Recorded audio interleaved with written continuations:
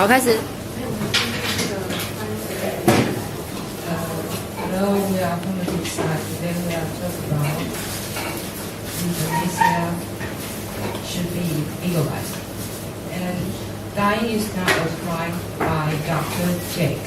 And euthanasia from the Greek word meaning with death is a practice of assisting suicide with the intention of the relieving pain and suffering. So it's also known as the mercy killing or physician-assisted suicide. Like all things, just like deal with the life and the death.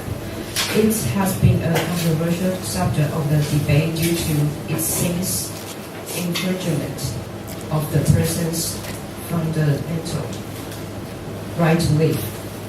And the ideal euthanasia situations should be those sentences in a short time and make your pain or suffering to minimum.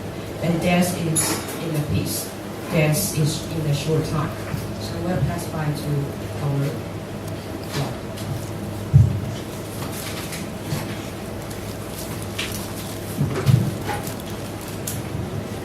Aristotle's morality.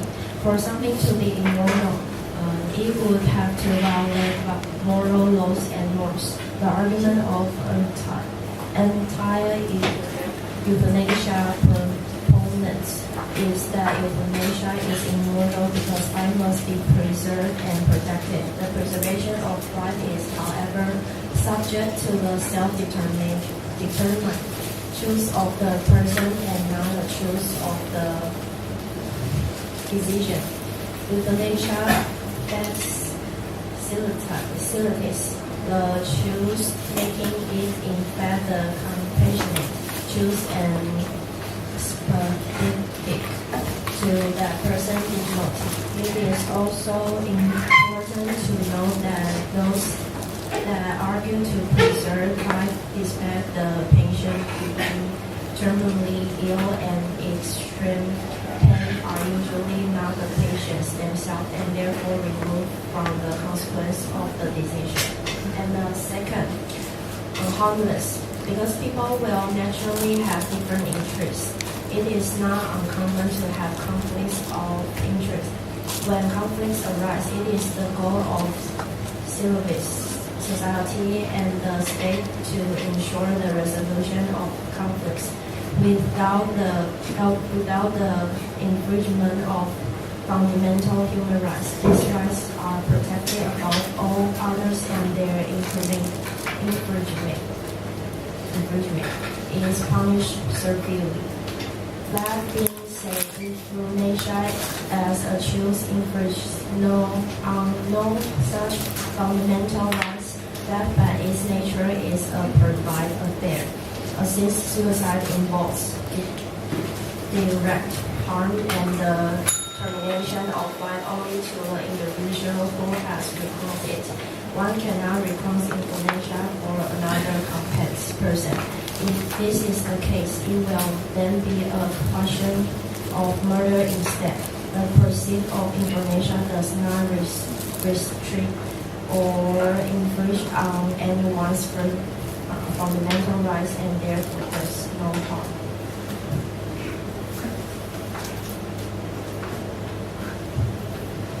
-2. Question from -2.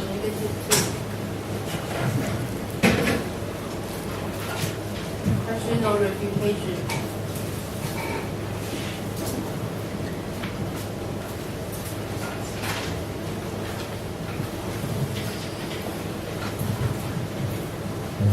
I think the bonus is not true because it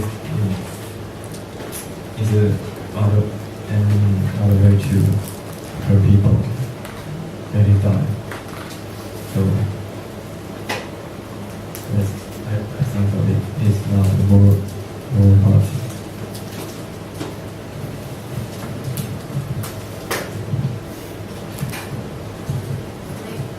-1.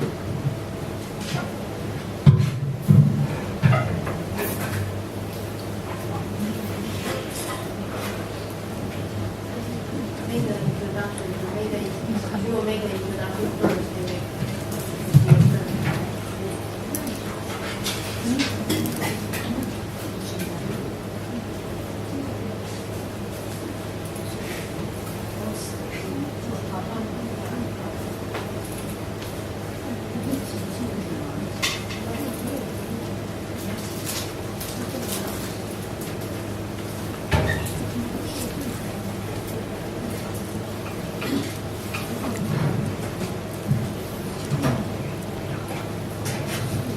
Good evening, classmates. Good evening, Professor.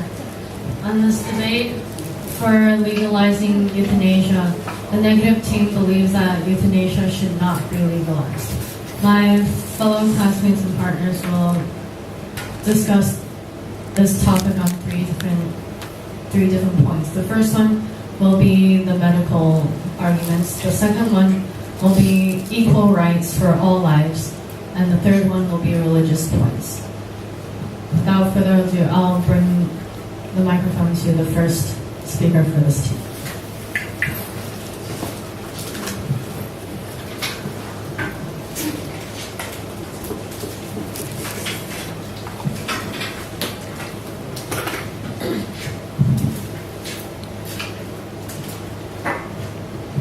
I want to talk about the medical side. First one is new cure. There are considerable possibility that the new cure could be created. It's very unfortunate if we euthanize patients when it's a day before the new cure coming. And there are many cases that the vegetables suddenly wake up. And the second one is diagnosis. It's hard to diagnose people should be euthanized. For example, one single blink, one little finger move of a brain-dead person could be medically diagnosed to unconscious reflection. But from family members' perspective, it could be a communication without words. At worst, if euthanasia is legal, doctors can easily choose to euthanize patients, even those who are curable.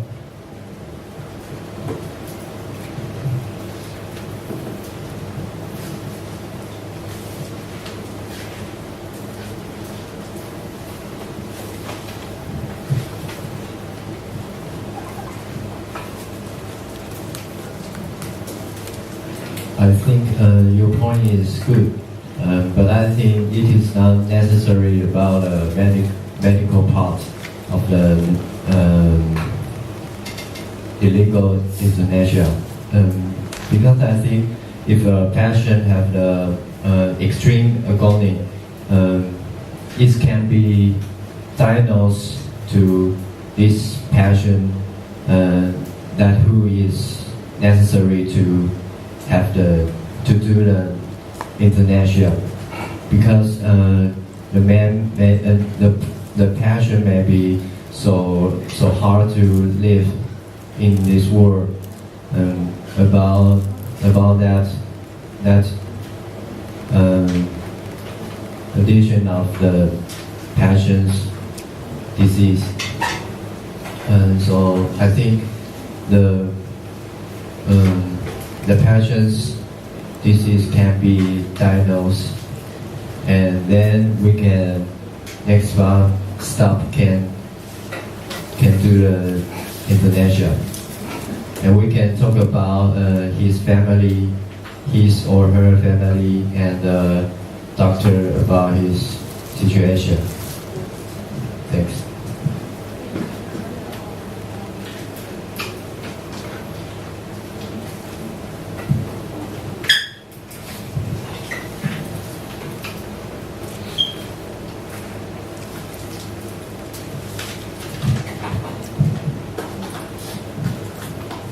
And I'm going to talk about the reason about human right. And first signpost is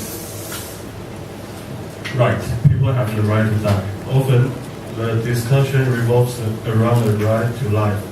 Anti-euthanasia proponents argue that euthanasia infringes on a person's fundamental right to live. What they fail to see is that our life as human beings implies death. Without death, we don't have human life by its very definition. Because we can determine the course of our life by our own will, we have the right to live our lives and determine our own course. And the second signpost is option. People have the explicit right to choose. Beyond the philosophical implications of man's right to live or die lies man's explicit and fundamental right to choose. Everything is touched by this explicit right, from what you will have for breakfast to what you will believe, what your opinions are, and what you do with your life. The society that man has built is founded on this very right, and evolves because our inherent nature is explored.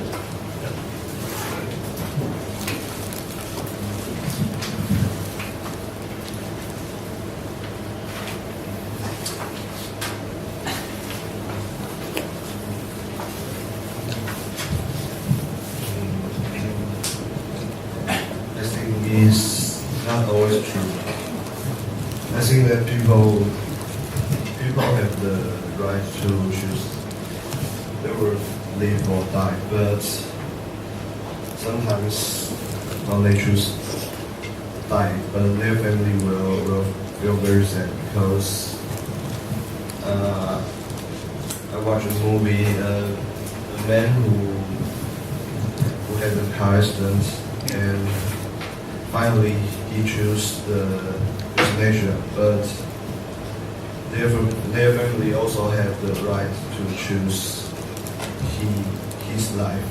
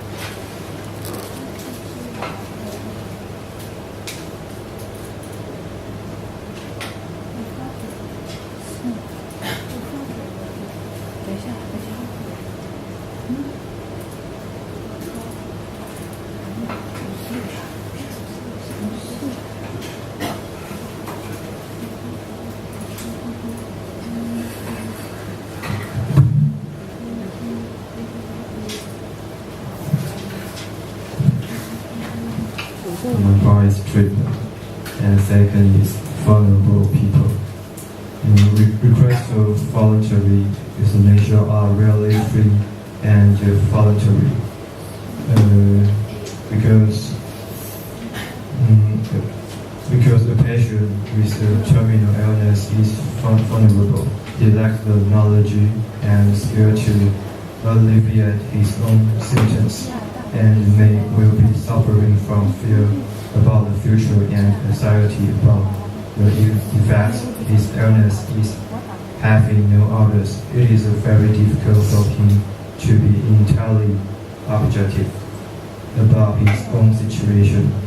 Those who regularly manage a terminally ill patient recognize that they often suffering from depression or a false sense of worthlessness, which may affect their judgment. Their decision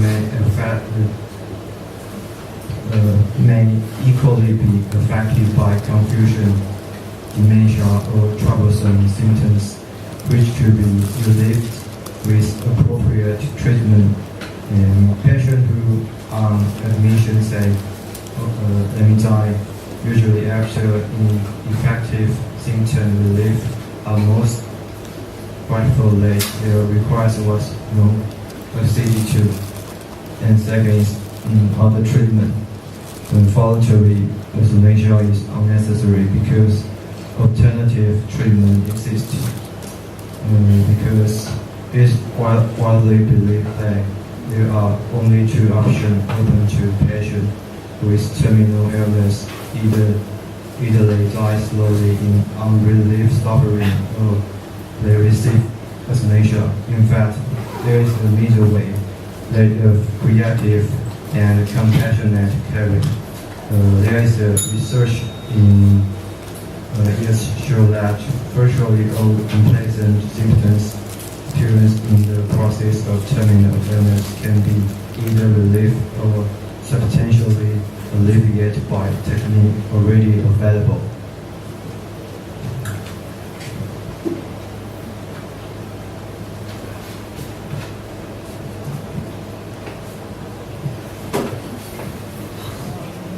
I think it's not always true because what about the people in cancer? What kind of medicine or something else can help them to make their body become healthier? And they still in pain. So I think it's not always true about this one.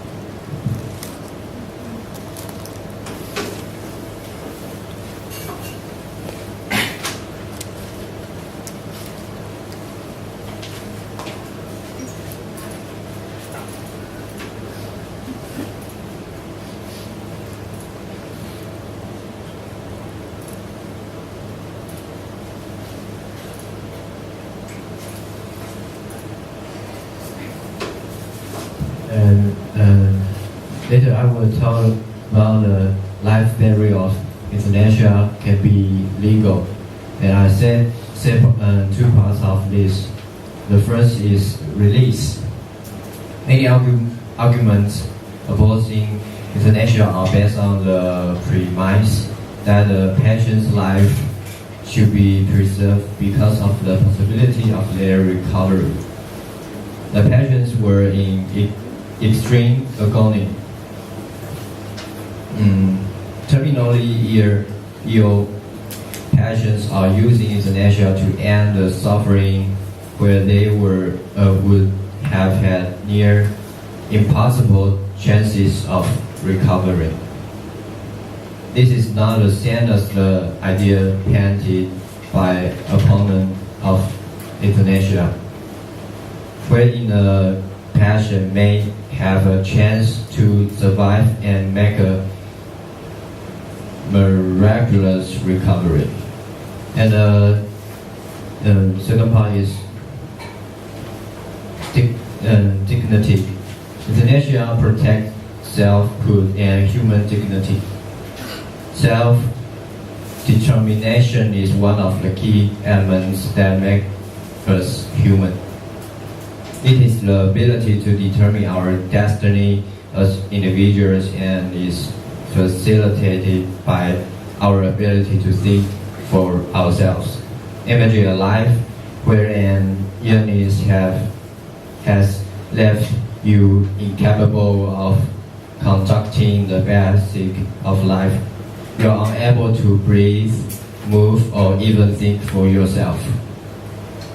You have effectively removed your ability to yourself determine. And someone will argue about the significant elements to being a human. I think euthanasia can provide patients with the opportunity to finish their life keeping their human dignity. Thanks.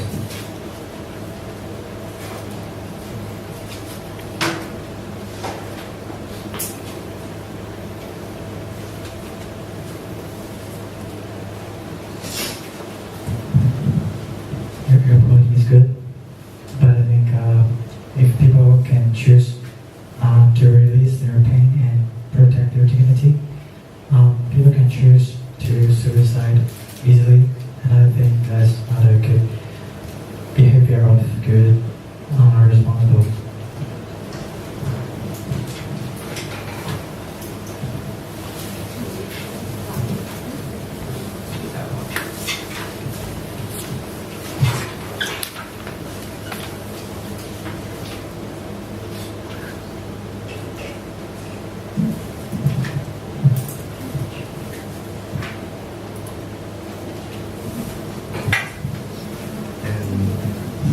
And my point also is rights. The first one is killing. Euthanasia encourages vulnerable people to end their lives. Euthanasia advocates promote the legalization of euthanasia as they believe that it is a way to protect vulnerable people from wrongful deaths and provide suffering patients their desire. Peaceful death with dignity. Opponents of the parties counter this with the defense that legalization of euthanasia doesn't protect vulnerable people. Rather, it pressures them to make decisions unilaterally. And the second one is dignity. It does not guarantee a good death. Research on euthanasia and doctor-assisted suicide in Holland show that approximately 10% of the former and 30% of the later forms of attempt mercy killings investigated by the authors were complicated by untoward problems. They include patients who recovered from an induced coma, prolonged waiting for death, vomiting and fits, and technical problems with administering the lethal substance.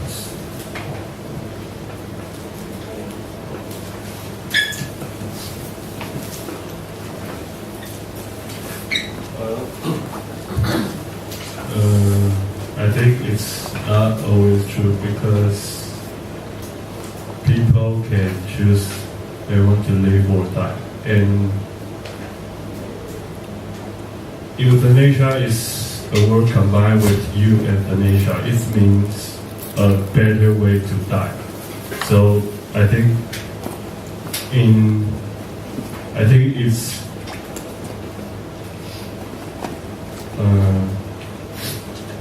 it's a better way to die. So I think it's not always true.